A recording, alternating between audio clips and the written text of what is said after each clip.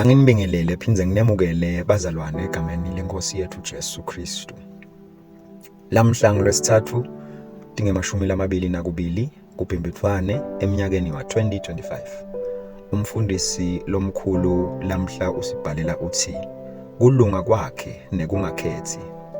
Umbhalo wekuvula siwutfola kubaseKorinte 2 sahluko sesi-5 ivesi le-21. Ufundzeka kanje: ngobe wamenda wabasono ngenxa yethu, lobe kangasati sono, kuze kuthi ngaye sitawuba kulunga kwaNkulunkulu.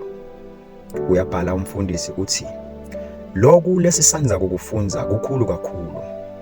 Kungulenye yetindzawo letingakahlolwa letingematsafa esipiliyoni sebuKristu. Ngingatsandza kuNkulunkulu kwekuthi wonke umKristu aqondze ukuthi kusho kuthini kuthi kubitwa ngekulunga kwaNkulunkulu kuKristu Jesu. Wehlukile ekuthini thine sendiwe saba ngulabalungile. Ligama lesiGreki lapho lithi dikaiosune futhi lisho kulingana, lizinga lekulunga nobe kungakhethi. Uyaqhubeka umfundisi uthi lokushiwo nguloku ukuthi thine sibufakazi bekulunga nekungakhethi kwakhe, sikubonakaliswa kwekulingana kwakhe. Lokhu kuyamangalisa kakhulu. Khumbula lokushiwo liBhayibheli kubaseFesu 3 livesi le-10. Uthi kude kuthi nyalo kubabusi nemandla etindzaweni tasezulwini kungatiwa ngelibandla kuhlakanipha kwaNkulunkulu lokunhlobonhlobo. Uyaqhubeka umfundisi uthi kusho ukuthi uNkulunkulu usikhomba njengebufakazi kuto tonke tiphathimandla nemandla kwehlulela ukuthi yena ulungile. Ugabatisa ngathi njengetindzebe tebuhle bakhe. Haleluya. Nawufunza kubaseRoma 3 ucala evesini le-21 uyogcina evesini le-26, utawuconza kangcono lokho. Leyo ngcenye ithi kodwa nyalo kulunga kwaNkulunkulu ngaphandle komthetho sekuvetiwe, kufakazelwa ngumthetho nebaprofeti. Ngisho lokulunga kwaNkulunkulu lokulethwa kukholwa kuJesu Kristu kubo bonke nasetikwabo bonke labakholwako. Ngobe kude umehluko, ngobe bonke bonile basilele enkhazimulweni yaNkulunkulu. Kuthiwe balungile mahala ngemusa wakhe ngekuhlengwa lokuKristu Jesu. Lowo lowanikelwa nguNkulunkulu ukuthi abe ngumhlatshelo wekubuyisana ngekukholwa engatini yakhe, kumenyetelwe kulunga kwakhe kwekutsetselelwa tono takadzeni ngekubeketela kwaNkulunkulu, kumemetelwe ngithi ngalesikhatsi kulunga kwakhe, kuze abe ngulolungile futhi alungise lowo lokholwa nguJesu. Malibongwe igama leNkosi. Umfundisi uyaqhubeka uthi cabanga ngalokhu. uNkulunkulu uyatifakazela ukuthi unebulungisa, kanti yena uphindze alungise soni. Angasilungisa njani soni? Sewungatibuta nje. Kungani thine sibe kulunga kwakhe? Kungani thine sibe bufakazi bakhe bekulingana kwakhe?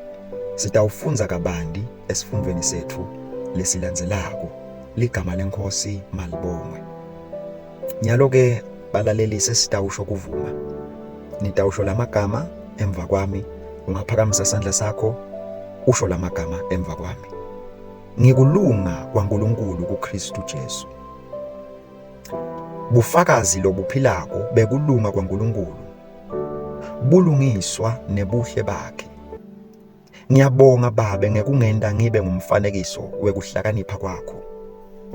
Enkhazimulweni yelibito lakho ngihamba kulokuconza, ngikhombisa kulunga kwakho, futhi ngiveta kulingana kwakho emhlabeni. Egameni laJesu. Amen. Yaze yaba mnanzi-ke imeseji lesiyitfola lamuhla. Utawuqhubeka nesifundvo-ke ufunze nanga emavesi lalandzelako. Livesi lekucala kubaseRoma 3 ucala evesini le-21 uyogcina evesini le-26, ufunze luhumusho lwe-NIV. Livesi lesibili silitfola kubaseKorinte 2 sahluko sesi-5 ufunze livesi le-21, ungafunza lihumusho le-Amplified Classic. Livesi lethu lesithathu lekugcina litfolakala kubaseRoma, besine ufunze livesi le-24, ugcine evesini le-25. Ungachubeka futhi ufunze luhlelo lwekuqala lwekufundza liBhayibheli ngeminyaka 1. Lamuhla ufunza Matewu sahluko se-15, ucala evesini lekuqala uyogcina evesini le-28. Phindze ufunze Exodus sahluko sekuqala nesahluko sesibili. Luhlelo lwekufundza liBhayibheli ngeminyaka 2 lona sifunza nanga emavesi.